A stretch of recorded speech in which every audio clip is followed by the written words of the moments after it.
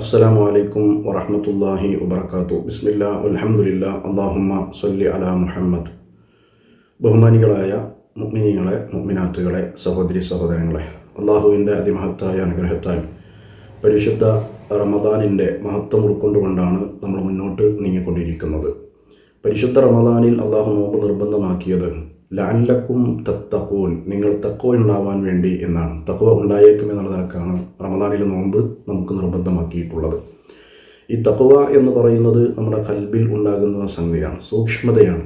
അള്ളാഹുവിനെ അനുസരിച്ചുകൊണ്ട്, അള്ളാഹുവിനെ ഭയപ്പെട്ടുകൊണ്ട്, സ്വർഗം കൊതിച്ചുകൊണ്ട്, നരകത്തെ ഭയപ്പെട്ടുകൊണ്ട് മുന്നോട്ട് നീങ്ങലാണ്. ഇംതിസാലു അവാമിരില്ല വജ്തിനാബു നവാഹി, അള്ളാഹിൻ്റെ കൽപ്പനകളൊക്കെ ജീവിതത്തിലെടുക്കുകയും വിരോധങ്ങളിൽ നിന്ന് മാറി നിൽക്കുകയും പുണ്യം പ്രതീക്ഷിച്ചുകൊണ്ട് നന്മകളുമായി മുന്നേറുക എന്നതാണ് തഖ്വ കൊണ്ട് ഉദ്ദേശിക്കുന്നത്. ആ തഖ്വ പലപ്പോഴും നമുക്ക് ഒരു മരണ സന്ദർഭത്തിൽ നമ്മുടെ ഉറ്റവരോ ഉടയവരോ കൂട്ടുകാരോ കൂട്ടുകാരികളൊക്കെ മരണപ്പെട്ടാൽ അള്ളാഹ് പഠിച്ചോനെ, ആ ഒരു തഖ്വ നമുക്കുണ്ടാവാറുണ്ട്. അത് കുറച്ച് ഞങ്ങൾ നഷ്ടപ്പെടും.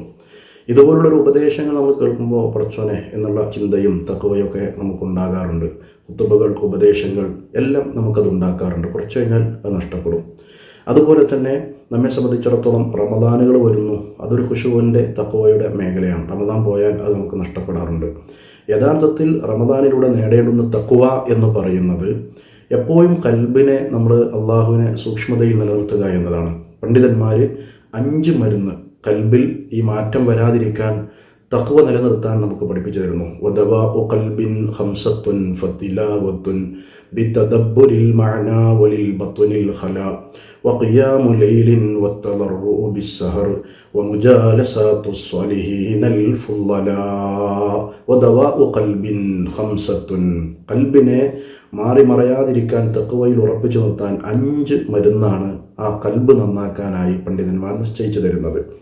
ഫതിലാവത്തുൻ ബിതദബ്ബുരിൽ മഅനാ, ഒന്നാമത്തെ മരുന്ന് വിശുദ്ധ ഖുർആൻ അർത്ഥമറിഞ്ഞുകൊണ്ട് പാരായണം ചെയ്യുക എന്നതാണ്. പരിശുദ്ധ റമദാനിൽ മുഹമ്മദ് അമാനി മൗലവിയുടെ പരിഭാഷ, അതിൻ്റെ തഫ്സീറുകൾ കൃത്യമായി പരിശോധിച്ച് ധാരാളം ഖുർആനിൻ്റെ കൂടെ ഇങ്ങനെ അർത്ഥമറിഞ്ഞുകൊണ്ട് പാരായണം ചെയ്യാൻ നമ്മൾ തയ്യാറാവണം. അത് നമ്മുടെ ഖൽബിനെ തഖ്വയിൽ ഉറപ്പിച്ചു നിർത്താനുള്ള ഒരു സംഗതിയാണ്. ഫതിലാവത്തുൻ ബിതദബ്ബുരിൽ മഅനാ, ഖുർആൻ അർത്ഥമറിഞ്ഞുകൊണ്ടുള്ള പാരായണം. വലിൽ ബത്നിൽ ഖലാ, രണ്ടാമത്തെ മരുന്ന് ഇടക്കിടക്ക് നമ്മുടെ വയറ് കാലിയാക്കുക എന്നുള്ളതാണ്, അഥവാ നോമ്പ് പിടിക്കുക എന്നതാണ്. സുന്നത്തായ നോമ്പുകളുണ്ട്, ഫർളായ നോമ്പുകളുണ്ട്. പരിശുദ്ധ റമദാനിൽ ഫർളായ നിർബന്ധമായ നോമ്പിനാണ്, സൂക്ഷ്മതയിലാണ് നമ്മളുള്ളത്. അത് നമുക്ക് തഖ്വ നേടിത്തരും എന്നതാണ്. അപ്പോൾ വലിൽ ബത്നിൽ ഖലാ, നോമ്പ് നോൽക്കുക എന്നതാണ് മറ്റൊരു മരുന്ന്. വഖിയാമു ലൈലിൻ, മൂന്നാമത്തെ മരുന്ന് രാത്രി എഴുന്നേറ്റ് നിസ്കരിക്കുക എന്നുള്ളതാണ്. റമദാനിൽ തറാവീഹ് നമസ്കാരമായി ജമാഅത്തിൽ നമ്മൾ പങ്കെടുക്കുമ്പോൾ അതും നമുക്ക് ലഭിക്കുന്നുണ്ട്. വഖിയാമു ലൈലിൻ വത്തദർറു ബിസ്സഹർ, മൂന്നാമത്തെ മരുന്ന് അത്തായ സമയത്ത് വിനയാന്വിതനായി റബ്ബിൻ്റെ മുമ്പിൽ കുറച്ചു നേരം കഴിച്ചു കൂട്ടുക എന്നതാണ്.